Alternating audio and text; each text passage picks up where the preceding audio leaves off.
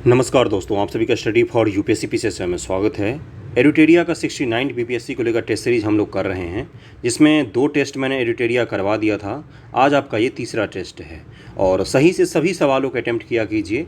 कोशिश कीजिए एक ही कि निगेटिव आपका कम लगे, किन सवालों को छोड़ना है, किन सवालों को करना है, यही सीखना होता है मूल रूप से टेस्ट सीरीज़ के थ्रू। टेस्ट सीरीज़ के थ्रू आप ये अंदाज़ा नहीं लगा सकते हैं कि आपका एग्ज़ाम में सिलेक्शन होगा या नहीं होगा, क्योंकि टेस्ट सीरीज अलग होते हैं, बीपीएससी का पेपर अलग होता है। 30 से 40% ही सवाल मैच कर रहे होते हैं, लेवल इसका मैं कह रहा हूँ। बाकी बीपीएससी के या यूपीएससी के सभी के स्तर अलग होते हैं। टेस्ट सीरीज मुख्यतः हम लोग क्या करते हैं, पहला होता है आपका रिवीजन, दूसरा होता है कि आपको किन सवालों को करना चाहिए, किस तरह से अटेम्प्ट करना चाहिए, कहाँ पर आंसर गेस करना पड़ेगा आपको, प्रैक्टिस ज़रूरी होता है और एक्सप्लेनेशन सहित किया कीजिए, 3 बार कम से कम पढ़ लिया कीजिए। 2 टेस्ट के पीडीएफ अपलोड हो गए हैं टेलीग्राम चैनल पर, और किसी को कुछ मुझसे पूछना होता है तो आप इंस्टाग्राम पर मैसेज कर सकते हैं। देर सवेर मैं रिप्लाई ज़रूर करता हूं, कभी कभार देर हो जाता है तो उसके लेकर सॉरी। चलिए पढ़ते हैं। देखिए पहला क्या है, गंगईकोंड चोलपुरम नामक नई राजधानी का निर्माण किस चोल शासक के द्वारा किया गया था। गंगईकोंड नाम है इसे। गंगई का मतलब क्या है, राजेंद्र प्रथम नामक एक शासक था जो गंगा का पानी लेकर गया था, बंगाल के पर आक्रमण किया था उसने, और गंगा का जल लेकर गया था तमिलनाडु में। उसने गंगईकोंड चोलपुरम राज्य के शहर की स्थापना की थी। तो कौन था वो, तो राजेंद्र प्रथम था, राजराज प्रथम का पुत्र था ये। ओके, इसको जरूर ध्यान रखेंगे। कावेरी नदी के मुहाने पर नई राजधानी गंगईकोंड चोलपुरम का निर्माण करवाया था। और लड़ाई है और इधर इसका ईस्वी दिया हुआ है, मैच करना है। पानीपत की पहली लड़ाई कब हुई थी, तो ये 1526 ईस्वी में हुई थी। पता ही है, इब्राहिम लोदी और बाबर के बीच में हुआ था। खानवा की लड़ाई किसके बीच में हुआ था, तो बाबर और राणा सांगा के बीच में हुआ था 1527 ईस्वी में। उसके बाद से कन्नौज की लड़ाई 1540 ईस्वी में शेर शाह और हुमायूं के मध्य लड़ा गया था। इन तीनों को ध्यान रखेंगे। दूसरा का आंसर क्या हो जाएगा, 2, 1, 3 इसका आंसर हो जाएगा, बी आंसर हो जाएगा। दिल्ली सल्तनत का वास्तविक संस्थापक कौन था, ये बीपीएससी में आपका पूछा गया है, 67th बीपीएससी में पूछा गया था या 68 में। कौन हो जाएगा, इल्तुतमिश को माना जाता है दिल्ली सल्तनत का वास्तविक संस्थापक। देखिए कुतुबुद्दीन ऐबक बना था शासक, 1206 से 1212 है शायद, आई थिंक टाइम पीरियड इसका। तो इस दौरान वो सुधार नहीं कर पाया था, तो उसके बाद इल्तुतमिश शासक बनता है जिसने काफ़ी सारे सुधार किए थे।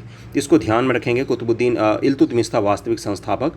निम्न से कौन सा कथन बलबन के संदर्भ में सही नहीं है, तो चौथे का आंसर क्या हो जाएगा। देखिए यहाँ पर क्या लिखा हुआ है कि इसका उपयुक्त में से कोई सा भी नहीं होगा आंसर, क्योंकि तीनों के तीनों सही कथन दिए हुए हैं। रक्त और लौह की नीति थी, मतलब कोई भी विद्रोह होता था उसको बहुत ही सशक्त तरीके से वो दबाता था, बहुत ही क्रूर शासक के रूप में भी था, और वहीं पर दूसरी तरफ नरम भी हो जाता था।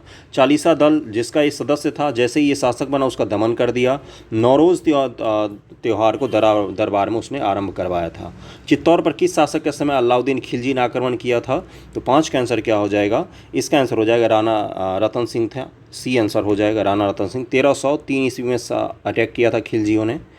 घड़ी कर गृह कर लगाने वाला दिल्ली का प्रथम सुल्तान कौन था, छठे का आंसर क्या हो जाएगा, अलाउद्दीन खिलजी था। अलाउद्दीन खिलजी ने राजस्व में वृद्धि के लिए घड़ी कर गृह कर लगाया था। इसके साथ दुधारू पशुओं पर भी चराई कर लगाया जाता था।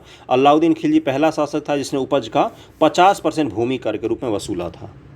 अगला है, दिल्ली सल्तनत के किस सुल्तान ने फलों की गुणवत्ता सुधारने हेतु उपाय किया था, तो 7 का आंसर हो जाएगा, फिरोज शाह तुगलक था जिसने फलों की गुणवत्ता को सुधारने के लिए दिल्ली और आसपास के क्षेत्र में 1200 नए बागों की स्थापना की थी। 1200 नए बाग। दिल्ली में एक जगह है, अगर आप दिल्ली में रहने हैं तो जाना चाहिए आपको, हौज खास नामक एक जगह है, बहुत ही खूबसूरत है। वहाँ पर फिरोज शाह तुगलक का आपको टॉम्ब भी दिखेगा, लेकिन वहाँ जो बाग खूबसूरत लगाया गया वो आपको देखने को मिल सकता है, बहुत ही खूबसूरत है वो। वहाँ पर एक विद्यालय भी बनवाया था इसने, फारसी विद्यालय था वो। अगले टॉपिक पर चलते हैं हम। शेरशाह ने किस शासक को पराजित कर हजरत आला की उपाधि ग्रहण की थी, तो 8 का आंसर क्या हो जाएगा, नुसरत शाह, सी आंसर हो जाएगा। 1529 में बंगाल के शासक नुसरत शाह को पराजित कर शेर शाह ने हजरत आला की उपाधि धारण की थी। 1539 में चौसा का युद्ध जीतने के बाद शेर खान ने शेर शाह की उपाधि ग्रहण की थी। अगले इस पर चलते हैं हम लोग। 9वां क्वेश्चन क्या है कि निम्न में से कौन सा युग्म सही सुमेलित नहीं है। सल्तनतकालीन विभाग है और इधर संबंधित पद है। देखिए, वित्त विभाग दीवाने अर्ज, कृषि विभाग दीवाने अमीर कोही, पत्राचार विभाग दीवाने इंसा। अब आपको बताना इसमें से कौन सा सुमेलित नहीं है। तो देखिए यहाँ पर पहला ही गलत दिया हुआ है। जो दीवाने अर्ज होता था ये सैन्य विभाग था, सैन्य विभाग। वित्त विभाग को क्या कहा जाता था, दीवाने विजारत कहा जाता, दीवाने विजारत। देखिए अरेबियन और फारसी नाम होते हैं मध्यकालीन भारत में, इसलिए उसको रटने में आपको दिक्कत आती है। और संगमकालीन जो कुछ पद वगैरह होते हैं, कर वगैरह, तो वो भी आपको याद करने में इसीलिए दिक्कत आती है। तो इन दोनों पर थोड़ा सा विशेष ध्यान दीजिएगा क्योंकि यहाँ से सवाल पूछे गए हैं। तो पहला इसमें गलत दिया हुआ है, बाकी तो तीनों सही दिए हुए थे। कश्मीर के किस शासक को कश्मीर का अकबर कहा जाता है? इसका शासक का नाम है जैनुल आबदीन।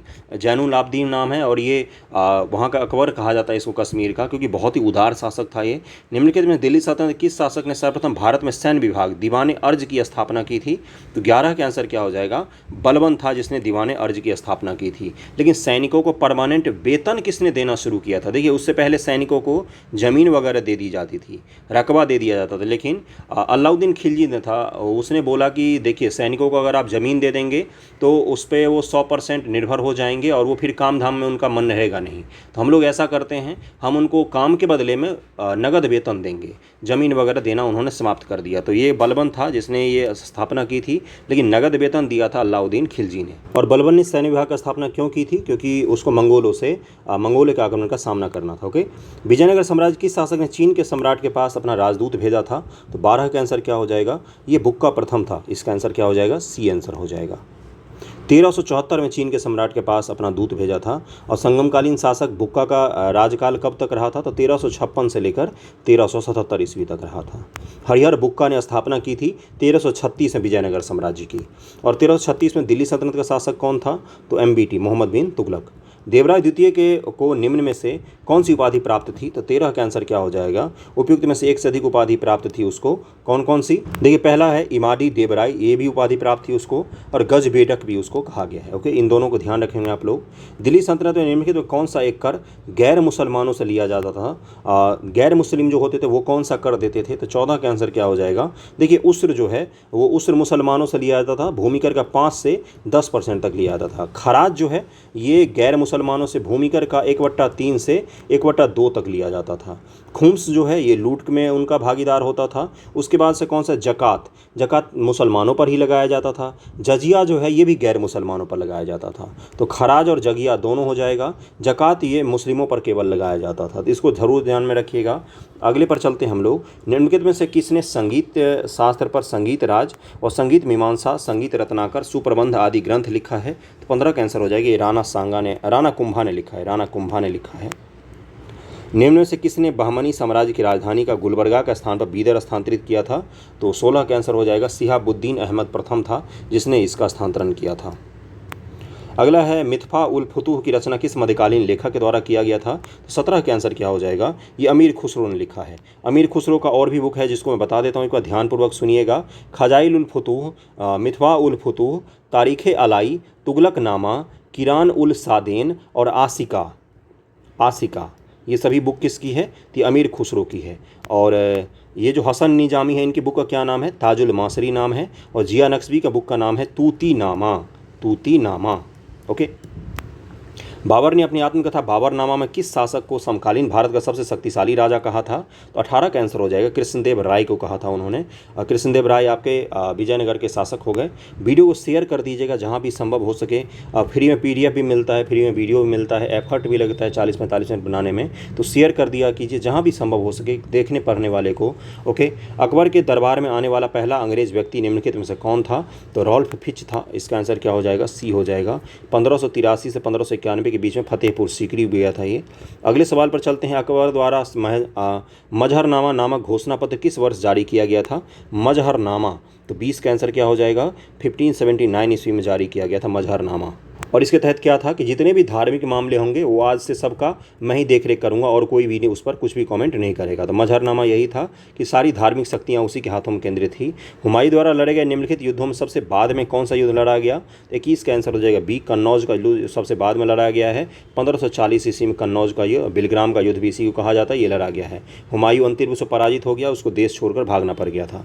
किस मुगल शासक का मकबरा भारत में स्थित नहीं है? देखिए हुमायूं का मकबरा आपको दिल्ली में मिल जाएगा। और 22 का आंसर क्या हो जाएगा? बाबर और जहांगीर, इन दोनों का मकबरा जो है वो भारत के बाहर स्थित है। जो जहांगीर का मकबरा है ये लाहौर में है और आपका बाबर का मकबरा जो है वो काबुल में बनाया गया है। ओके, औरंगजेब के समय किस जाट विद्रोही नेता ने अकबर के मकबरे को लूटा था? तो 23 का आंसर क्या हो जाएगा? ये चूड़ामन था। अकबर के मकबरे को तोड़कर उसमें से अकबर की हड्डियाँ निकाल कर जला भी दी थी इसने, तो चूड़ामन नाम था। शेरशाह के भूराजस्व व्यवस्था के संबंध में निम्नलिखित में से कौन सा सही है, ये पूछा गया है आपसे। पहला, एक शेरशाह की लगान व्यवस्था मुख्य रूप से रैयतवारी व्यवस्था थी जिसमें किसानों से प्रत्यक्ष संपर्क किया जाता था, ये भी सही दिया हुआ है। शेरशाह ने उत्पादन का आधार भूमि को तीनों श्रेणियों अच्छी, मध्यम और खराब विभाजित किया, ये भी सही है। शेरशाह ने भूमि माप के लिए सिकंदरी गज 39 अंगुल या 32 इंच एवं सन की डंडी का प्रयोग किया। सन की डंडी आप जानते होंगे। अगला है कि शेरशाह के समय भूराजस्व उत्पादन के 1/3 भाग कर के रूप में वसूल किया जाता था। इसका आंसर क्या हो जाएगा? इसका आंसर हो जाएगा चारों के चारों सही दिए हुए हैं, ए आंसर हो जाएगा। अकबर द्वारा किए गए कार्यों का सही कालक्रम कौन सा है? 25 का आंसर क्या हो जाएगा? सबसे पहले दास प्रथा का अंत, फिर तीर्थ यात्रा कर की समाप्ति, फिर जजिया कर की समाप्ति, फिर दहसाला प्रणाली को लागू किया गया था। 10 साल दास प्रथा 1562 में उसने समाप्त किया था, तीर्थ यात्रा 63 में और जजिया कर 64 में और दहसाला प्रणाली 82 में लागू किया गया था, 1582। मुगलकालीन मनसबदारी व्यवस्था में 2 अस्पा सिंह प्रथा किसने शुरू की थी? तो 26 का आंसर क्या हो? जहांगीर ने इसको शुरू किया था, बी आंसर हो जाएगा।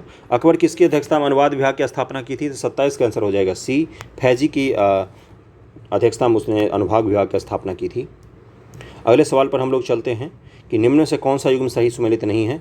गुरु अंगद हैं, गुरु अर्जुन देव हैं, गुरु गोविंद सिंह हैं। जो जितने सिखों के गुरु हैं उनके बारे में, उनका जन्म कहाँ पर हुआ है, कौन से काम किए उन्होंने, ये आपको ध्यान में रखना होता है। पूछा गया सुमेलित नहीं है।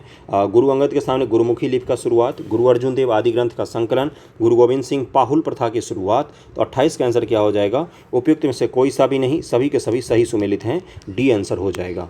शिवाजी का अष्टप्रधान वित्त और राजस्व मामले किसके अधीन थे? 29 का आंसर हो जाएगा, अमात्य के अधीन थे, बी आंसर हो जाएगा।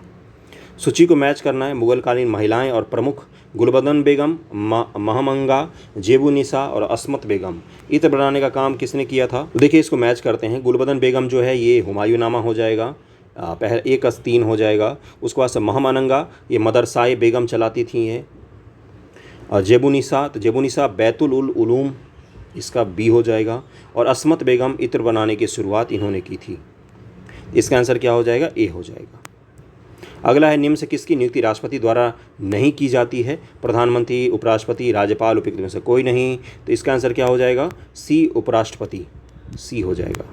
राज्यसभा कैसे भंग होती है? तो 32 का आंसर हो जाएगा, उपयुक्त में से कोई सभी नहीं, राज्यसभा कभी भी भंग हो ही नहीं सकती है, 32 का डी हो जाएगा। निम्न से कौन सा राज्य के नीति निषेध तत्वों की नीतियों में शामिल है? देखिए हिस्ट्री कंक्लूड हो चुका है, अब आपको ये देखना चाहिए कि हिस्ट्री में आपसे कितने सही हुए हैं, कितने सवाल आपने अटेम्प्ट किए, कितने आपके सही हुए हैं। एक बार वो मैच कर लीजिए, फिर आगे का सवाल करना शुरू कर दीजिए। निम्न से कौन सा राज्य के नीति निषेध तत्वों की नीतियों में शामिल हैं, ये पूछा गया है। तो 33 का आंसर क्या हो जाएगा? उपयुक्त में से एक से अधिक हो जाएगा, क्योंकि ये सभी जो हैं ये सभी के सभी DPSP के भाग हैं, अलग अलग आर्टिकल में। राज्य के नीति निदेशक तत्व किस प्रकार से मौलिक अधिकार से भिन्न है? तो ये बहुत ही आसान सवाल है। निदेशक तत्व न्यायालय में परिवर्तनीय नहीं होते हैं, जबकि मौलिक अधिकार को लेकर आप सुप्रीम कोर्ट और हाई कोर्ट जा सकते हो। अगला है कि भारत में राष्ट्रपति के निर्वाचक के लिए निर्वाचक मंडल के सदस्य कौन कौन होते हैं? लोकसभा के निर्वाचित सदस्य होते हैं, राज्यसभा के निर्वाचित सदस्य होते हैं, राज्य विधानसभा के निर्वाचित सदस्य होते हैं। तो 1, 2, 3 इसका आंसर हो जाएगा। राज्य विधानसभा के विधान परिषद के निर्वाचित सदस्य इसमें शामिल नहीं होते हैं। भारत के राष्ट्रपति को संविधान के उल्लंघन के आधार पर उसके पद से हटाया जा सकता है, किसके द्वारा? तो देखिए महाभियोग की प्रक्रिया के द्वारा हटाया जाता है, इन सब लोगों के द्वारा हटाया नहीं जा सकता। संसद के द्वारा महाभियोग की प्रक्रिया के द्वारा हटाया जा सकता है, संसद के द्वारा। तो इसका आंसर क्या हो जाएगा? डी हो जाएगा। भारत में द्विसदनात्मक संसद व्यवस्था की गई है। द्विसदनात्मक व्यवस्था के संदर्भ में निम्न से कौन सा तर्क सही है? कौन सा तर्क सही है? द्विसदनात्मक व्यवस्था के बारे में पूछा गया है आपसे। देखिए क्या है, समाज के सभी वर्ग और देश के सभी क्षेत्रों के समुचित प्रतिनिधित्व को सुनिश्चित करना, ये तो सही है भाई। एक सदन द्वारा किए गए निर्णय पर पुनर्विचार है, तो ये भी सही है। प्रथम सदन की निरंकुशता से व्यक्ति की रक्षा करने हैं, तो बिल्कुल सही है, डी आंसर हो जाएगा। तीनों के तीनों स्टेटमेंट सही दिया हुआ है, इसीलिए 2 सदन का गठन किया गया भारत में। राज्यसभा के संदर्भ में निम्न से कौन सा कथन सत्य नहीं है, ये बताना है आपको, सत्य नहीं बताना है।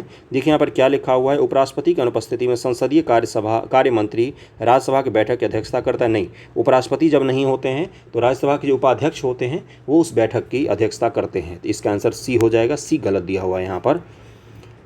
लोकसभा की कार्रवाई के संचालन के लिए अध्यक्ष या स्पीकर का चुनाव किया जाता है, किसके द्वारा? तो 39 का आंसर क्या हो जाएगा? राष्ट्रपति के द्वारा, प्रधानमंत्री के द्वारा, राज्यसभा के सदस्यों द्वारा। लोकसभा कार्रवाई के लिए अध्यक्ष या स्पीकर का चुनाव लोकसभा सदस्यों के द्वारा किया जाता है। इसका आंसर हो जाएगा डी गलत, इसमें सभी गलत दिया हुआ है। उपयुक्त में से कोई सा भी आंसर नहीं होगा। लोकसभा अध्यक्ष स्पीकर अपने निर्णायक मत का प्रयोग करते हैं केवल कब? जब आपका क्या हो जाता है, क्या बोलते हैं उसको, त्रिशंकु की स्थिति होती है, मतलब कि पक्ष और विपक्ष में समान वोट पड़े हुए होते हैं, तो लोकसभा के जो स्पीकर होते हैं वो अपना निर्णायक मत का यूज करते हैं और वो वोट दे सकते हैं। तो इसका आंसर क्या हो जाए? किसी विषय पर पक्ष और विपक्ष के समान मत होने की स्थिति में वोट करते हैं। संसदीय कार्यवाही में स्थगन प्रस्ताव लाने का उद्देश्य क्या है? स्थगन प्रस्ताव का उद्देश्य क्या होता है कि सार्वजनिक महत्व के निश्चित आवश्यक मुद्दे पर बहस करने हेतु स्थगन प्रस्ताव लाया जाता है। पॉलिटी के सवाल सारे के सारे आसान है, मॉडरेट भी नहीं है, मैं तो बोलूँगा सभी के सभी आसान हैं। अगर ये भी आप गलत कर रहे हैं तो यकीन मानिए रिवीजन की बहुत ज़्यादा ज़रूरत है। लक्ष्मीकांत उठाइए, पढ़िए चैप्टर, संसद चैप्टर है, एक चैप्टर है 22, 22वां अध्याय है, अध्याय तक याद है मुझे तो 22वां अध्याय ही है शायद। 22वें अध्याय को पढ़िए, देखिए संसद नामक चैप्टर है और उसको डिटेल में अगर एक बार पढ़ लेंगे, थोड़ा सा ज़्यादा है उसमें, जैसे 80-82 पेज के करीब में वो चैप्टर है पूरा, तो उसको अगर आप एक बार पढ़ लेंगे, 2 बार पढ़ लेंगे तो आपका सारा क्लियर हो जाएगा जितने सवाल अभी तक हमने किए हैं संसद से संबंधित। भारत के उच्चतम न्यायालय के न्यायाधीशों के संदर्भ में निम्नलिखित में से कौन सा कथन सही है? तो 42 का आंसर क्या हो जाएगा? 42 का मैं डायरेक्ट आंसर पर जाता हूँ, उपयुक्त में से एक से अधिक सही है। उच्चतम न्यायालय के प्रत्येक न्यायाधीश की नियुक्ति राष्ट्रपति द्वारा की जाती, सही है ये। राष्ट्रपति के लिए अन्य न्यायाधीशों की नियुक्ति में मुख्य न्यायाधीश से परामर्श लेना आवश्यक होता है, ये भी सही है। संसद कानून बनाकर न्यायाधीशों की संख्या में परिवर्तन कर सकती है, ये भी सही है। जैसे अभी 34 न्यायाधीश काम करते हैं हमारे सुप्रीम कोर्ट में, ये पिछले साल ही संसद ने कानून बनाया था। निम्न कौन सा उच्चतम न्यायालय के प्रारंभिक क्षेत्राधिकार के अंतर्गत आता है? प्रारंभिक क्षेत्राधिकार पूछा गया। प्रारंभिक क्षेत्राधिकार अलग होता है, सभी क्षेत्राधिकार हाई कोर्ट सुप्रीम कोर्ट के अलग अलग होते हैं। सुप्रीम कोर्ट नामक चैप्टर को पढ़ लीजिए, हाई कोर्ट अपने आप तैयार हो जाएगा आपका, उसमें कुछ भी पढ़ना ही नहीं पड़ेगा। पहला क्या है? भारत सरकार तथा एक या एक से अधिक राज्यों के बीच कोई विवाद होगा, तो हाँ बिल्कुल सही, यही है उसका सबसे प्रारंभिक क्षेत्राधिकार। राज्यों के बीच में या भारत सरकार और राज्यों के बीच में विवाद को हल करना सुप्रीम कोर्ट का काम है। परस्पर 2 या अधिक राज्यों के बीच में विवाद होता है तो ये भी उसी का काम है, 1 और 2 हो जाएगा। संसद के किसी सदन अथवा राज्य विधानसभा चुनाव पर विवाद नहीं। देखिए, संसद के चुनाव से संबंधित चीज़ सुप्रीम कोर्ट के प्रारंभिक क्षेत्राधिकार में नहीं है, बल्कि राष्ट्रपति के चुनाव संबंधी कोई विवाद अगर आता है और उपराष्ट्रपति के चुनाव संबंधी विवाद, तो उस पर केवल और केवल सुप्रीम कोर्ट में ही फैसला हो सकता है, तो वो उसका प्रारंभिक क्षेत्राधिकार में आता है। तो 1 और 2 इसका आंसर हो जाएगा, बी आंसर हो जाएगा। वीडियो पसंद आ रहा हो तो लाइक जरूर कीजिएगा। निम्न से कौन सा विषय भारत के संविधान की समवर्ती सूची में है? 44 का आंसर हो जाएगा, C1 है समवर्ती सूची में। बीपीएससी प्रीवियस ईयर के लिए जो घटना चक्र की बुक आती है वो पूरी की पूरी बुक कंप्लीट है। बीपीएससी प्रीवियस ईयर नाम से प्लेलिस्ट है, उसमें सभी सब्जेक्ट के एक MCQ अपलोड हैं, उसको जाकर आप देख सकते हैं। केंद्र राज्य संबंधों के संदर्भ में निम्न से कौन सा कथन सत्य है, ये पूछा गया है आपसे, बताइए इसका आंसर क्या होगा। राज्यपाल की भूमिका केंद्र और राज्यों के बीच सदैव विवाद का विषय रही है, सदैव नहीं रही है, विवाद का विषय तो रही है लेकिन विषय तो रही है।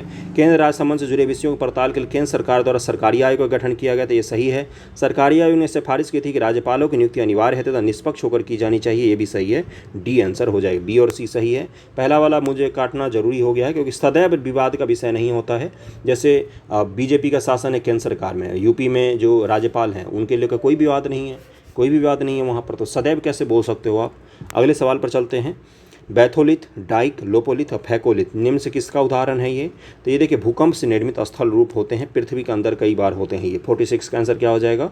भूकंप नहीं, ज्वालामुखी, सॉरी ज्वालामुखी, ज्वालामुखी के आंतरिक स्थल रूप हैं। ज्वालामुखी से निर्मित पृथ्वी के अंदर के ये क्या बोलते हैं उसको, स्थल रूप हैं, स्थल रूप हैं, शब्द नहीं आ रहा था, स्थल रूप हैं ज्वालामुखी के द्वारा। लावा जो है जब वो पृथ्वी के बाहर नहीं आके अंदर में ही ऊपर आते हैं और अलग अलग आकार बना देते हैं, जैसे मशरूम का आकार बना लेते हैं, कई बार गोलाकार डाइक बना लेते हैं, स्तंभ बना लेते हैं, इसी सब को बोला गया है। जैसे मशरूम का आकार कैसे बनता है, ऐसे बनता है, लावा पिघल के इस तरह से चिपक जाता है, पृथ्वी के अंदर ही ये सब आकार बनते हैं, तो इसका आंसर ए हो जाएगा। निम्न कथनों विचार कीजिए। समुद्री समीर रात के समय चलती है, स्थल समीर दिन के समय चलती है। 47 का आंसर क्या हो जाएगा? डी, दोनों के दोनों गलत दिए हुए हैं। समुद्री समीर दिन के समय और स्थल समीर रात के समय चलती है। ओके, इसको जरूर ध्यान रखिएगा। एनसीईआरटी का भाग है, ज्योग्राफी एनसीईआरटी पढ़ाओगे तो वहाँ पर है। सार्गेसो सागर कहाँ स्थित है?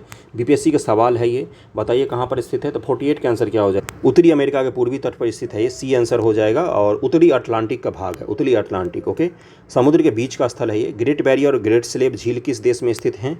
ग्रेट स्लेव नाम है इस झील का। 49 का आंसर क्या हो जाएगा? एक कनाडा में स्थित है ये। निम्न से कौन सी सही सुमेलित नहीं है? गोबी मंगोलिया, तकला मकान चीन और आटाकामा उत्तरी चिली, कौन सा सुमेलित नहीं है ये पूछा गया है आपसे। 50 का आंसर क्या हो जाएगा? तो ये गोबी मरुस्थल जो है ये मंगोलिया और चीन में इसका विस्तार है, ये सही हो जाएगा। उसके बाद से तकला मकान, तो तकला मकान जो है आपका ये भी सही मैच है कि भाई चीन में स्थित है ये। और अगला क्या है, अटाकामा, ये उत्तरी चिली में स्थित है। तो इसका आंसर क्या हो जाएगा, इसका आंसर हो जाएगा डी। उपयुक्त रूप से कोई नहीं, तीनों के तीनों सही मैच हैं, सभी सही सुमेलित हैं।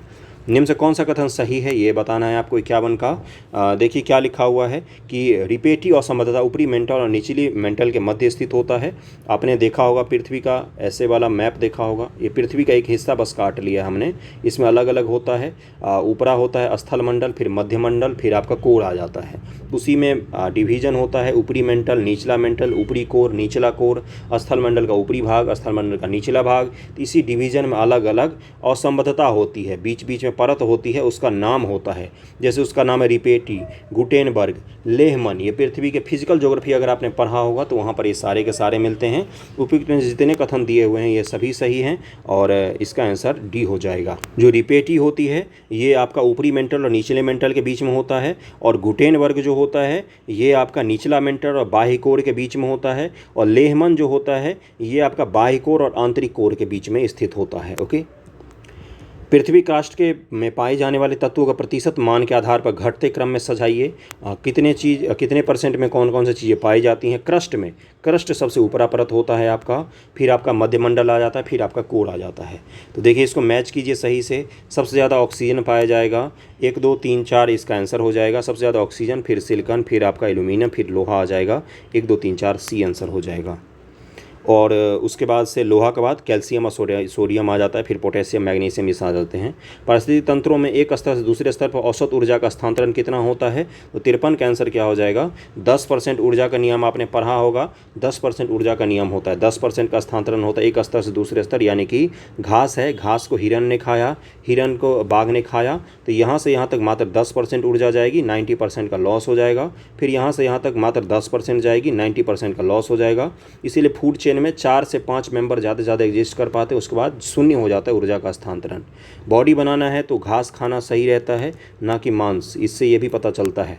निम्नलिखित में से कौन ग्रीन हाउस गैस है, तो 54 का आंसर क्या होता है। उपयुक्त में से एक से अधिक है ग्रीन हाउस गैस, ये तीनों के तीनों हैं, कार्बन डाइऑक्साइड, मीथेन, क्लोरोफ्लोरोकार्बन सब है। निम्न से कौन सा सही सुमेलित है। 55 का आंसर क्या हो जाएगा। यहाँ पर देखिए क्या लिखा हुआ है कि black roller Australia, brick fielder उत्तरी अमेरिका, नॉर्वेस्टर न्यूजीलैंड, तो सी आंसर हो जाएगा। देखिए नॉर्वेस्टर सही है, बाकी ब्लैक रोलर जो है ये उत्तरी अमेरिका में चलता है, ना कि ऑस्ट्रेलिया में। ये हवाएं हैं, स्थानीय पवनें हैं। और ब्रिक फिल्डर ये ऑस्ट्रेलिया में चलता है, ना कि उत्तरी अमेरिका में। तो ये दोनों ऊपर नीचे को मैच कर दिए, सही हो जाएगा। बाकी दोनों के दोनों गलत दिए हुए हैं, ये दोनों। नॉर्वेस्टर आपका सही दिया हुआ है। ओके। चीनूक कहाँ पर चलती है, तो ये भी उत्तरी अमेरिका में चलती है। और फॉन नामक हवा कहाँ पर चलती है, तो ये आपका चलती है आल्प पर्वत यूरोप में। एक चीज़ का ध्यान रखिएगा, दुनिया के प्रमुख हवाएं, दुनिया के प्रमुख स्थलाकृति, प्रमुख मरुस्थल, प्रमुख ज्वालामुखी, प्रमुख पर्वत और झील, ये सब पढ़ के जाइएगा। 2 से 3 सवाल आपके गारंटेड होते हैं और बहुत ही आसान टॉपिक होता है, बस याद करना होता है, कुछ समझना तो होता ही नहीं है। ओके। मॉन्ट्रियल अंतर्राष्ट्रीय पर्यावरण सम्मेलन का आयोजन वर्ष क्या है, तो 56 का आंसर क्या हो जाएगा। इसका 1987 में आयोजन किया गया था। ओजोन परत के क्षरण से संबंधित है ये। 16 सितंबर 1987 का हुआ था, इसीलिए 16 सितंबर को ओजोन दिवस मनाया जाता है। अब अगला है कि 22 दिसंबर को क्या होता है, ये पूछा गया है आपसे, यूपीएससी का सवाल है ये। 57 का आंसर क्या हो जाएगा। उपयुक्त में से एक से अधिक चीज़ें होती हैं। उत्तरी गोलार्ध का सबसे बड़ा दिन होता है। आपको लगता है उत्तरी गोलार्ध में सबसे बड़ा दिन होगा, पहला तो गलत ही हो गया। दक्षिणी गोलार्ध में सबसे बड़ा दिन, देखिए ए और बी एक साथ कैसे हो सकता है, तो ए तो गलत है, इसमें ए गलत है, बी सही है। उत्तरी गोलार्ध का सबसे छोटा दिन होता है। ऊपर में बड़ा होगा तो नीचे में छोटा, नीचे छोटा तो ऊपर बड़ा। बी और सी सही हो जाएगा, डी आंसर है ये। ओके। निम्न से कौन आंतरिक ग्रह नहीं है। आंतरिक और बाह्य ग्रह के बारे में पूछा गया है, तो 58 का आंसर क्या हो जाएगा। सी शनि हो जाएगा इसका आंसर। सूर्य से दूरी में प्रथम 4 ग्रह को आंतरिक ग्रह और अंतिम 4 ग्रह को बाह्य ग्रह कहा जाता है। आंतरिक में कौन कौन सा आ जाएंगे, बुध, शुक्र, पृथ्वी और मंगल हैं आंतरिक, बाकी सब बाह्य हैं। स्वतंत्रता से पूर्व भारत में सबसे पहले निम्नलिखित में किसने निर्धनता रेखा का अवधारणा पर विचार किया था। इकोनॉमी आपका शुरू हो गया है, सवालों को सही से कीजिएगा, बेसिक है ये गलत नहीं होना चाहिए। दादा भाई नेहरू जी ने किया था सबसे पहले। 12 वैज्ञानिक तरीके से किया था कि VKRB राव ने, वैज्ञानिक तरीके से किया था VKRB राव ने, और गणना वैसे किया था दादा भाई नेहरू जी ने। भारत में गरीबी रेखा से नीचे तेंदुलकर समिति के अनुसार रहने वाले लोगों का प्रतिशत कितना था। 60 का आंसर क्या हो जाएगा, 22%। अब आप मुझे एक चीज़ बताएंगे, तेंदुलकर समिति का गठन किस वर्ष में किया गया था। देखिए, ढूंढिए, बताइए, सर्च कीजिए। मैंने पढ़ाया हुआ है गरीबी इकोनॉमिक्स नामक प्लेलिस्ट में, जिसमें UPSC और PCS के इकोनॉमिक्स नाम से प्लेलिस्ट है। बेसिक से उंगली पकड़ कर इकोनॉमिक्स सिखाया है। आप सीखने के उत्सुक हैं तो देख सकते हैं वीडियो को। निम्नलिखित में किस बेरोजगारी के अंतर्गत किसी कार्य को करने के लिए उनमें आवश्यकता से अधिक श्रमिक लगे होते हैं। और उस दिन भी मैंने बताया था कि छिपी हुई बेरोजगारी नामक एक चीज़ होती है। इसमें अतिरिक्त श्रमिकों को कार्य से हटा देने के पश्चात भी उत्पादकता में कोई कमी नहीं होती है। तो ये कौन सा हो जाएगा? इसको बोला जाता है 61 का आंसर हो जाएगा प्रच्छन्न बेरोजगारी, जिसमें किसी को कोई काम नहीं है। तो एक खेत में जहाँ पर 1 लोगों का काम है वहाँ पर 4 लोग लगे हुए हैं, तो 3 लोग जो हैं वो क्या हैं? वो प्रच्छन्न बेरोजगार हैं, उनकी ज़रूरत असल में है नहीं वहाँ पर। छिपी हुई बेरोजगारी भी इसको कहा जाता है। पीएम ग्रामोदय योजना का उद्देश्य क्या है? तो 62 का आंसर हो जाएगा ग्रामीण आवश्यकताओं की पूर्ति, जैसे कि प्राथमिक शिक्षा, स्वच्छ जल, पेयजल, आवास, ग्रामीण सड़कें। सार्वजनिक वितरण प्रणाली के संदर्भ में निम्नलिखित कथनों विचार कीजिए। पीडीएस के बारे में पूछा गया है आपसे, विचार कीजिए कौन सा कथन सत्य नहीं है, ये भी पूछा गया है आपसे। देखिएगा एक एक चीज़ को। सरकार इसके माध्यम से समाज के गरीब वर्गों को खाद्यान्न का वितरण करती है, बिल्कुल सही। इसके अंतर्गत खाद्यान्न बाजार कीमत से कम कीमत पर लोगों को बेचा जाता है, तो ये भी सही है भाई। पहला दूसरा तो काट ही दो, ये दोनों कट गए। इसके अंतर्गत कोई भी व्यक्ति निकटवर्ती राशन की दुकान से खाद्यान्न खरीद सकता है, ये सही है, सी आंसर हो जाएगा। देखिए सी गलत दिया हुआ है, निकटवर्ती राशन की दुकान से नहीं खरीद सकता, जो आपका डीलर होता है उसी से खरीद सकता है, किसी भी राशन दुकान से नहीं खरीद सकता। तो इसमें सी गलत दिया हुआ, तीसरा गलत दिया हुआ है। ध्यानपूर्वक पढ़ा कीजिए कथनों को तो आपको पता चल जाएगा। निकटवर्ती राशन की दुकान से नहीं, किसी भी पंसारी के यहाँ जाएंगे थोड़ी ना देगा, जो उसका डीलर होगा वही तो देगा ना। राष्ट्रीय खाद्य सुरक्षा अधिनियम 2013 के बारे में पूछा गया। ये सब कुछ फेवरेट टॉपिक होते हैं इकोनॉमिक्स में। पंचवर्षीय योजना, खाद्य सुरक्षा, पीडीएस, सब्सिडरी, यहाँ सबसे खूब सवाल पूछे गए हैं। पहला स्टेटमेंट क्या है इसमें भाई कि और क्या पूछा गया? असत्य आपसे पूछा गया है। देखिए यहाँ पर इसमें खाद्य और पोषण संबंधी सुरक्षा सस्ती कीमतों को उपलब्ध कराना 2013 में अधिनियम को पारित किया गया, तो सही है, 2013 में किया गया, तो पहला काट दीजिए। अब दूसरा पढ़िए। इस अधिनियम के अंतर्गत 75% ग्रामीण जनसंख्या और 50% शहरी जनसंख्या के योग्य परिवारों में वर्गीकृत किया गया है, बिल्कुल ये भी सही है, तो दूसरा भी काट दीजिए। तो इसका आंसर डी हो जाएगा। दोनों के दोनों सही दिए हुए हैं, एक भी असत्य इसमें से नहीं है। हरित क्रांति के प्रभाव के बारे में बताना है आपको। ये सभी सवाल आपको घटना चक्र प्रीवियस ईयर में आपको मिल जाएंगे, या एनसीईआरटी एमसीक्यू अगर आपने किया होगा तो वहाँ पर भी आपको मिल जाएंगे।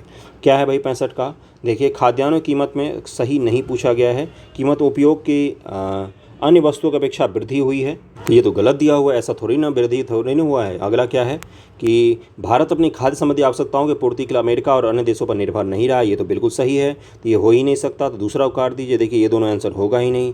अब आप तीसरा पढ़िए। तीसरा अगर सही है तो सही होगा, नहीं तीसरा अगर सही है तब तो ये आंसर हो जाएगा, अगर तीसरा गलत है तो ये आंसर हो जाएगा। इसका अधिकांश लाभ बड़े किसानों की तुलना में छोटे किसानों को हुआ है, बिल्कुल सही। हरित क्रांति का लाभ जो है ये आपका किसको हुआ है? बड़े किसानों को अधिक हुआ है, ना कि छोटे किसानों को। तो देखिए यहाँ पर तीसरा गलत दिया हुआ, हमें चौथा पढ़ना भी नहीं है। इसका आंसर क्या हो जाएगा? 1 और 3 आंसर हो जाएगा। पहला और तीसरा गलत दिया हुआ है, चौथा पढ़ने की भी जरूरत नहीं पड़ी, वैसे पढ़ देता हूँ। प्रौद्योगिकी को अपनाने वाले छोटे किसानों को सरकार द्वारा ऋण दिया गया और उर्वरकों पर आर्थिक सहायता दी गई, ये सही है। अगले पर चलते हैं। भारत में किस प्रकार के कृषकों की संख्या सर्वाधिक है? तो सीमांत और छोटे कृषक भारत में ज़्यादा हैं, इसका आंसर ए हो जाएगा। भुगतान संतुलन शब्द का प्रयोग निम्नलिखित में किसके संदर्भ में किया जाता है? तो आयात निर्यात के संदर्भ में किया था भुगतान संतुलन। बैलेंस ऑफ पेमेंट जिसको कहा जाता है, बीओपी। आयात निर्यात कितना हुआ? भुगतान संतुलन में शामिल होता है दृश्य मदें और दृश्य मदें, ऋण उपयुक्त में से एक से अधिक। 68 का आंसर क्या हो जाएगा? ये सब कुछ शामिल होते हैं, डी आंसर हो जाएगा। ब्रेटन वुड्स सम्मेलन किन संस्थानों की स्थापना की गई थी? ब्रेटन वुड्स सम्मेलन आपको पता होगा द्वितीय विश्व युद्ध के बाद हुआ था, 1944 ईस्वी में हुआ था, और इससे IMF और विश्व बैंक की स्थापना हुई थी। इसका आंसर क्या हो जाएगा? 1 और 2। आपको ये बताना है WTO वर्ल्ड ट्रेड ऑर्गेनाइजेशन की स्थापना कब हुई है? बताइए जरा, देखिए सर्च करके। अंतर्राष्ट्रीय मुद्रा कोष के संदर्भ में निम्न से कौन सा कथन सत्य है IMF के बारे में? पहला क्या है? या किसी भी देश को ऋण प्रदान करता है, किसी को भी ऋण नहीं देता है, या केवल विकसित देशों को ऋण देता है, ये भी गलत है, बकवास है। केवल सदस्य देशों को ही ऋण देता है, यही सही होगा, सी आंसर हो जाएगा। अल्फा किरणों के संबंध में निम्नलिखित में कौन सा कथन सत्य है? इकोनॉमिक्स भी आपका समाप्त हो गया, पॉलिटी भी हो गया। देखिए कितने सही हुए हैं आपके। अब यहाँ से साइंस शुरू है। अल्फा किरण के बारे में कौन सा कथन सत्य है, ये बताना है आपको। देखिए इसमें क्या लिखा? अल्फा किरण फोटोग्राफिक प्लेट को काला कर देती हैं। अल्फा किरणें विद्युत क्षेत्र में ऋण आवेशित प्लेटों की ओर विक्षेपित हो जाती है। अल्फा किरणें प्रतिदीप्ति उत्पन्न करती हैं। तो इसका आंसर क्या हो जाएगा? देखो ये फोटोग्राफिक प्लेट को भी काला कर देती है और विद्युत आवेशित प्लेट की ओर भी मुड़ जाती है। इसका आंसर हो जाएगा डी। दोनों के दोनों सही दिए हुए हैं, उपयुक्त में से एक से अधिक सही दिया हुआ है। साइंस के सवालों को सही से हल किया कीजिए। अगला सवाल है कि जल अपघटन में ऊर्जा किस रूप में उत्पन्न होती है? जल अपघटन में पूछा गया है कि एनर्जी किस फॉर्म में इमिट होती है? तो 72 का आंसर क्या हो जाएगा? उष्मा के रूप में होती है, ए आंसर हो जाएगा। H2SO4 नाम सुना होगा इसका। में S का उपचयांक क्या है, उपचयांक पूछा गया है आपसे, बहुत ही खराब हिंदी में पूछा गया है। ऑक्सीडेशन नंबर इसको कहते हैं, ऑक्सीडेशन नंबर कहते हैं, ऑक्सीडेशन नंबर कहते हैं। तो इसलिए 73 का आंसर क्या हो जाएगा, +6 है इसका ऑक्सीडेशन नंबर यहाँ पर। निम्नलिखित में से कौन सा कॉपर का अयस्क नहीं है और पूछा गया है आपसे। इसका आंसर क्या हो जाएगा, मेलेकाइट और एजुराइट ये दोनों कॉपर के अयस्क हैं। कैसीरेटाइट ये किसका है, ये तो टिन का अयस्क है ये, ओके, टिन का। अगले पर चलते हैं कि प्लास्टर ऑफ पेरिस रासायनिक रूप से क्या कहलाता है। 75 का आंसर क्या हो जाए, कैल्शियम सल्फेट हेमीहाइड्रेट कहलाता है। 75 का आंसर सी हो जाएगा। इसका सूत्र तो पता होगा, CaSO4 ½ H2O होता है। मिश्र धातु में किस पदार्थ के संयोग से निष्कलंक इस्पात स्टेनलेस स्टील और चुंबकीय हो जाते हैं, डीमैग्नेटिक हो जाते हैं, मैग्नेट का जो गुण है उनका वो समाप्त हो जाता है। तो 76 का आंसर क्या हो जाएगा, बी निकेल। निकेल को मिलाने से वो अचुंबकीय हो जाते हैं। एथिलीन का उपयोग किस में किया जाता है, तो 77 का आंसर क्या हो जाएगा, उपयोग में से एक से अधिक हो जाएगा, क्योंकि इन तीनों में एथिलीन का प्रयोग किया जाता है। निम्न से कौन सा बहुलक जैव निम्नीकृत नहीं किया जा सकता है, तो 78 का आंसर क्या हो जाएगा, PVC। PVC को जैव निम्नीकृत नहीं किया जा सकता, ए आंसर हो जाएगा PVC, इसका आंसर ए हो जाएगा। निम्न से कौन सा कथन सही है, 79 का पूछा गया है आपसे आंसर। तो देखिए यहाँ पर क्या लिखा हुआ कि सोडियम कार्बोनेट को बेकिंग सोडा के रूप में नहीं, सोडियम कार्बोनेट तो हो गया आपका धोवन सोडा, और सोडियम बाइकार्बोनेट हो गया आपका बेकिंग सोडा। और सिरका में फॉर्मिक अम्ल नहीं, फॉर्मिक नहीं, इसमें कौन सा पाया जाता है, एसिटिक एसिड पाया जाता है, एसिटिक एसिड पाया जाता है। इसलिए तीनों के तीनों गलत दिए हुए हैं। ए और बी तो आपका स्वैप किया हुआ है, एक दूसरे को ऊपर नीचे कर देंगे तो सही हो जाएगा। सोडियम कार्बोनेट धोवन सोडा और सोडियम बाइकार्बोनेट बेकिंग सोडा के रूप में जाना जाता है, ओके। अगले सवाल पर चलते हैं हम लोग। एक विलियन का pH मान 3 है, जबकि बिलियन का pH मान 6 तक परिवर्तित होता है, तो हाइड्रोजन प्लस आयन सांद्रण पर क्या प्रभाव पड़ेगा, तो 80 का आंसर क्या हो जाएगा, 80 का आंसर हो जाएगा यह 1000 गुना तक घट जाती है, सी आंसर इसका हो जाएगा, ओके। pH मान को 3 से 6 ले जाएंगे तो क्या हो जाएगा, एसिडिक से बेसिक होने लग जाता है। अमोनियम सल्फेट का रासायनिक सूत्र डैश होता है, तो 81 का आंसर क्या हो जाएगा, इसका आंसर हो जाएगा ए NH4 होल ट्वाइस SO4। पारा का सामान्य नाम क्या है, तो पारा का नाम है 82 का आंसर हो जाएगा क्विक सिल्वर, सी आंसर हो जाएगा। और इसका मुख्य अयस्क कौन सा होता है, तो सिनेबार होता है इसका मुख्य अयस्क, और इसको क्विक सिल्वर के रूप में जाना जाता है।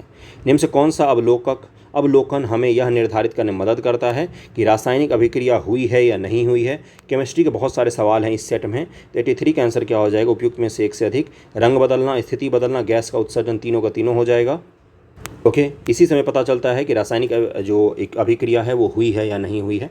कोयले और पेट्रोलियम के दहन में निम्नलिखित में से किसके ऑक्साइड का निर्माण होता है, 84 का आंसर क्या हो जाएगा, इसमें N2 मतलब नाइट्रोजन और सल्फर के ऑक्साइड का निर्माण होता है। आपने सुना होगा कि जहाँ पर जो पावर स्टेशन होते हैं, थर्मल पावर प्लांट होते हैं, वहाँ से सल्फर डाइऑक्साइड और नाइट्रस ऑक्साइड का उत्सर्जन होता है, तो यही पूछा गया है आपसे। टर्टरिक एसिड निम्नलिखित में से किसका एक घटक है, तो 85 का आंसर क्या हो जाएगा, बेकिंग पाउडर का घटक है वो। निम्न से कौन सा एक असंतृप्त हाइड्रोजन है, तो 86 का आंसर क्या हो जाएगा, बेंजीन जो होता है कि असंतृप्त हाइड्रोजन होता है, C6H6 होता है इसमें। अनसैचुरेटेड हाइड्रोजन के बारे में पूछ रहा है, तो इसका आंसर ए हो जाएगा, 86 का आंसर ए हो जाएगा। कांच का सबसे महत्वपूर्ण घटक कौन सा है, तो 87 का आंसर क्या हो जाएगा, सिलिका है, सी आंसर हो जाएगा। PVC का पूर्ण रूप से नाम क्या होता है, PVC। 88 का आंसर क्या हो जाएगा, 88 का आंसर हो जाएगा डी, इनमें से कोई नहीं। पॉलीविनाइल क्लोराइड उसका नाम होता है, पॉलीविनाइल क्लोराइड उसका नाम होता है, PVC का पॉलीविनाइल क्लोराइड नाम होता है। इनमें से कोई सा भी आंसर नहीं होगा।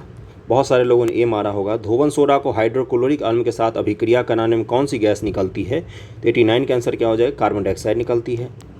Na2 देखो कौन कौन सा होता है, Na2CO3 + 2HCl, यही तो बोला गया ना, हाइड्रोक्लोरिक अम्ल को मिलाएंगे, इससे बनता है 2 NaCl + CO2 + H2O, वाटर आ जाएगा। गैस पूछा गया है आपसे, तो कार्बन डाइऑक्साइड गैस है यहाँ पर, ओके। दुर्लभ गैस, रेयर गैस सामान्यतः रासायनिक रूप से अक्रिय होते हैं, क्योंकि 90 का आंसर क्या हो जाएगा, उनका इलेक्ट्रॉनिक विन्यास स्थिर रहता है, इसीलिए इसका आंसर ए हो जाएगा।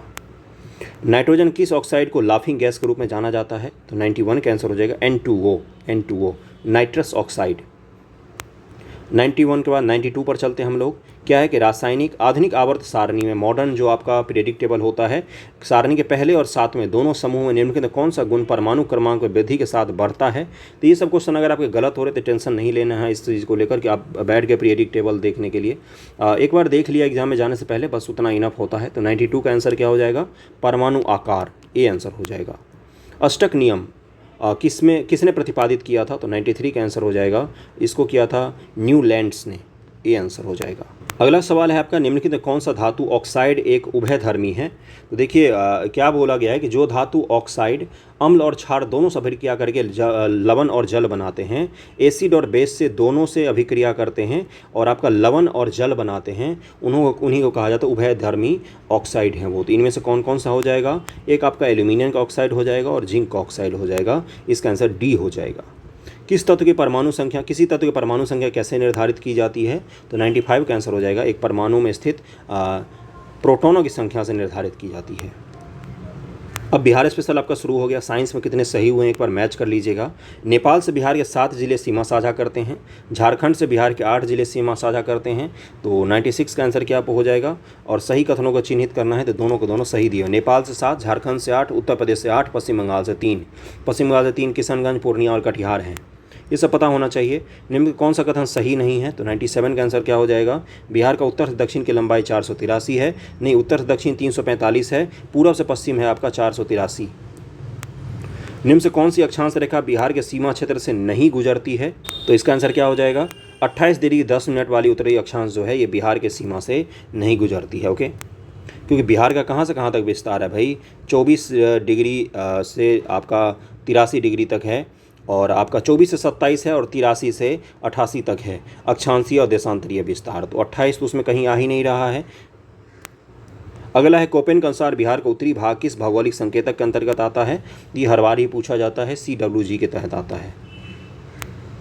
बिहार के निम्नलिखित भौगोलिक क्षेत्रों में उनका निर्माण के अनुसार प्राचीन से नवीन के क्रम में सजाइए। तो देखिए इसमें सबसे पहले निर्माण किसका हुआ था, खड़गपुर की पहाड़ी का, फिर कैमूर की पहाड़ियाँ, फिर सोमेश्वर की पहाड़ी, फिर गंगा का मैदान का निर्माण सबसे अंत में हुआ है। 101 नंबर पर चलते हैं कि निम्नलिखित में कौन सी नदी समूह उत्तर प्रदेश से बिहार प्रवेश करती है। उत्तर प्रदेश से बिहार प्रवेश करती है, ये बताना है आपको 101 का। इसमें से देखिए घाघरा, गंगा और कर्मनाशा, इसका आंसर हो जाएगा, बी आंसर हो जाएगा। बिहार में किस नदी पर बहुउद्देशीय परियोजना निर्मित नहीं है ये पूछा गया है। तो 102 का आंसर क्या हो जाएगा, गंगा पर कोई परियोजना नहीं है बिहार में। वीडियो पसंद आ रहा हो तो लाइक कीजिएगा, वीडियो को शेयर कर दीजिएगा जहां भी संभव हो सके। ओके, नागी और नकटी वन्यजीव अभयारण्य बिहार के किस जिले में है, तो ये जमुई जिले में है। कौन सी मिट्टी बिहार में पाई जाती है निम्न में से, 104 का आंसर क्या हो जाएगा, उपयुक्त में से एक से अधिक। देखिए करेल केवाल भी पाई जाती है बिहार में, और आपका टाल मिट्टी भी और बलथर मिट्टी भी। तो इसका आंसर क्या हो जाएगा, 104 का आंसर डी हो जाएगा। 2011 के जनगणना के अनुसार बिहार का लिंगानुपात कितना है। ये सब सवाल गलत नहीं होने चाहिए, पहले ही मैं कह रहा हूँ ये गलत हो रहे हैं तो रिवाइज कीजिए बार बार। 918, ये सब बोनस होते हैं। बिहार में निम्नलिखित में किसका 95% तक उत्पादन होता है, तो पायराइट का उत्पादन बिहार में सबसे ज़्यादा होता है। पूरे देश का जितना होता है उसका 95% बिहार में होता है। बिहार का कौन सा कृषि जलवायु क्षेत्र गन्ना उत्पादन के लिए प्रसिद्ध है। जलवायु क्षेत्र के बारे में पूछा गया है आपसे, अलग अलग जलवायु क्षेत्र हैं बिहार में बनाए गए, कौन सा जलवायु क्षेत्र, तो 107 का आंसर क्या हो जाएगा, जोन 1 है। जोन 1 के तहत कौन सा आता है, उत्तर पश्चिम बिहार का क्षेत्र, ये वाला इलाका आता है जिसमें आपका पश्चिमी चंपारण, पूर्वी चंपारण, सीतामढ़ी ये सब जिला पड़ता है। तिरहुत प्रमंडल के जिले जो हैं, और जिसमें 13 जिले शामिल हैं। यह क्षेत्र गन्ना धान उत्पादन के लिए प्रसिद्ध हैं। 13 जिले शामिल हैं इस एरिया में। जोन 2 में आता है उत्तर पूर्वी बिहार। जोन 3 में दक्षिण बिहार का क्षेत्र पूरा का पूरा शामिल है। ब्रह्मकुंड बिहार में कहाँ पर स्थित है, 108 का आंसर क्या हो जाएगा, ये तो पता ही होगा, राजगीर में है ये। ब्रह्मकुंड बिहार का सबसे गर्म कुंड है, ये राजगीर में स्थित है। राजगीर में स्थित अन्य कुंड कौन से हैं, तो सूर्य कुंड, नानक कुंड। कालीन उत्पादन के लिए प्रसिद्ध ओबरा बिहार के किस जिले में स्थित है, तो 109 का आंसर क्या हो जाएगा, ये औरंगाबाद में है। बिहार औद्योगिक क्षेत्र विकास प्राधिकरण की स्थापना कब हुई थी, तो 110 का आंसर क्या हो जाएगा, उपयुक्त में से कोई सा भी नहीं। 1974 में उसकी स्थापना हुई थी। आपने 1975 मारा होगा, गलत कर दिया, 1974 निगेटिव मार्किंग है, ध्यान से याद करके मारिए, 1974 हो जाएगा इसका आंसर। 110 का आंसर डी हो जाएगा।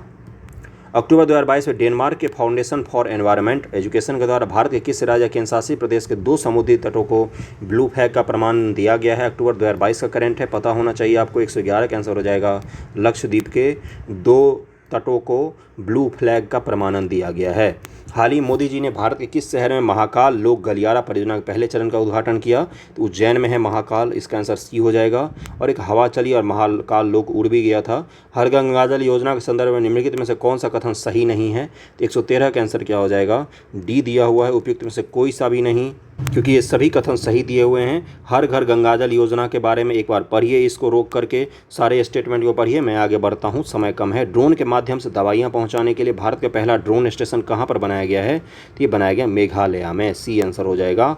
नवंबर 2022 में मोदी जी ने किस शहर में स्टैच्यू ऑफ प्रॉस्पेरिटी का अनावरण किया है? 115 का आंसर हो जाएगा बी, बेंगलुरु में किया है। प्रधानमंत्री मोदी जी ने बेंगलुरु में नाद प्रभु केम्पेगौड़ा के 108 फीट ऊंची कांस्य प्रतिमा का अनावरण किया, जिसे स्टैच्यू ऑफ प्रॉस्पेरिटी नाम दिया गया है।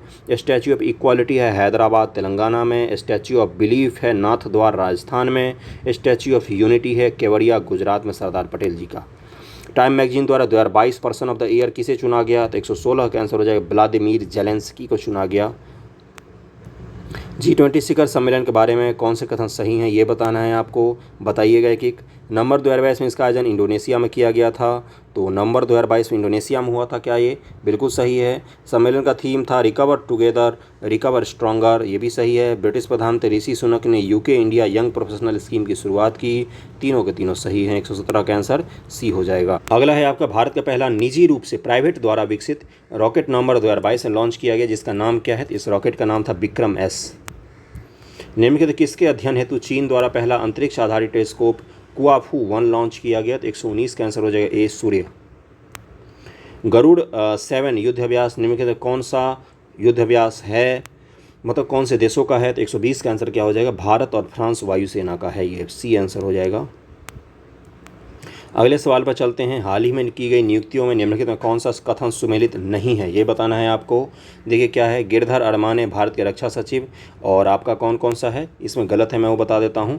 KP अश्वनी UNHRC विशेष दूत के रूप में पहली भारतीय महिला। देखिए 121 का आंसर दिया हुआ है ए, यानी कि नहीं, इसमें तो स्टेटमेंट है ही नहीं ना। अगला है आपका अरुण गोयल भारत के चुनाव आयुक्त, इसका आंसर हो जाएगा डी, उपयुक्त में से कोई सा भी नहीं। तीनों के तीनों जो हैं ये सही मैच हैं, 121 का आंसर, तीनों के तीनों सही मैच हैं, ये हो जाएगा। अगला है कि 122 नंबर फीफा अंडर 17 महिला विश्व कप के संदर्भ में निम्नलिखित कथनों में से कौन सा सही है? तो 11 से 30 अक्टूबर 2022 तक इसका आयोजन भारत में किया गया। भारत के 3 राज्य महाराष्ट्र, गोवा, उड़ीसा में इसका आयोजन हुआ। न्यूजीलैंड ने कोलंबिया को हटाकर यह खिताब जीता। तो 122 का आंसर क्या हो जाएगा? 122 का आंसर हो जाएगा 1 और 2 सही है, तीसरा गलत है, क्योंकि इसमें दिया हुआ है कि स्पेन ने कोलंबिया को हराकर खिताब जीता था, तो तीसरा गलत दिया हुआ है, बाकी 1 और 2 सही हैं। स्पेन ने खिताब जीता था। अंडर 17 महिला विश्व कप हुआ था भारत में, बहुत इंपॉर्टेंट है, ज़रूर ध्यान रखिएगा। 123 है कि निम्नलिखित में किसे 32वां बिहारी पुरस्कार से सम्मानित किया गया? तो डॉक्टर माधव हाड़ा को सम्मानित किया गया, सी आंसर हो जाएगा। 36वां राष्ट्रीय खेल 2022 के बारे में बताना है आपको, सही नहीं है ये बताना है। 124 का आंसर क्या हो जाएगा? उपयुक्त से कोई नहीं, तीनों के तीनों स्टेटमेंट सही दिया हुआ है। पहली बार गुजरात में राष्ट्रीय खेल का आयोजन किया गया, इसका शुभांकर का नाम सवाज रखा गया।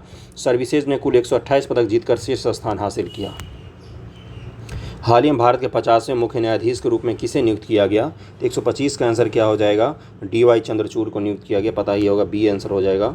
अगला है भारत की पहली स्वदेशी परमाणु पनडुब्बी का परीक्षण किया गया, जिसका नाम क्या है? तो 126 का आंसर क्या हो जाएगा? INS अरिहंत नाम है इसका, सी आंसर हो जाएगा। प्रो कबड्डी लीग सीजन 9 के बारे में निम्नलिखित में से कौन सा कथन सही है? 127 का आंसर हो जाएगा कि उपयुक्त में से एक से अधिक, यानी कि तीनों के तीनों स्टेटमेंट सही हैं, 1, 2, 3 तीनों सही हैं, इसको जरूर ध्यान में रखिएगा। 128 नंबर पर हम लोग चलते हैं कि दिसंबर 2022 में किस राज्य में भारत के पहले पैदल सेना संग्रहालय का उद्घाटन किया गया है? तो ये मध्य प्रदेश में बनाया गया, मध्य प्रदेश के इंदौर जिले के महू छावनी में बनाया गया है, बी आंसर हो जाएगा। 129 पर हम लोग आ गए हैं।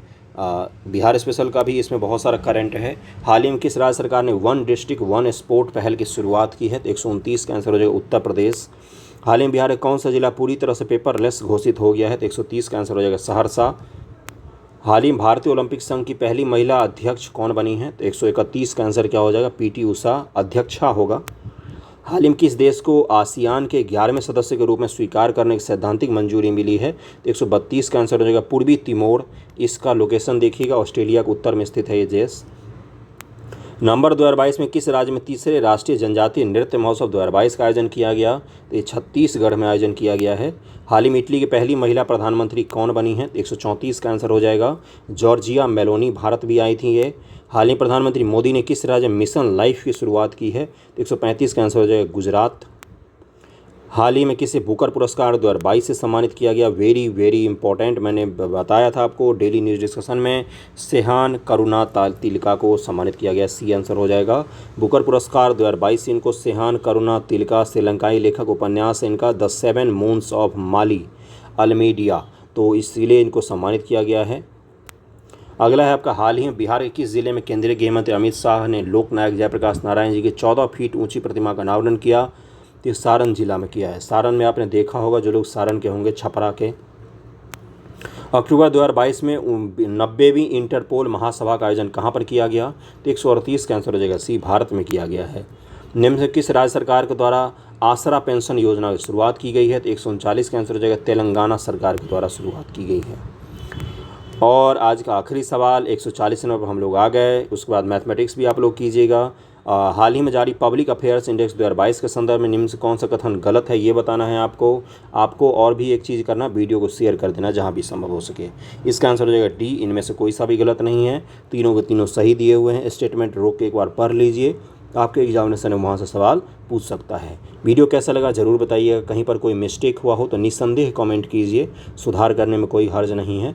Okay, thank you so much आप सभी का।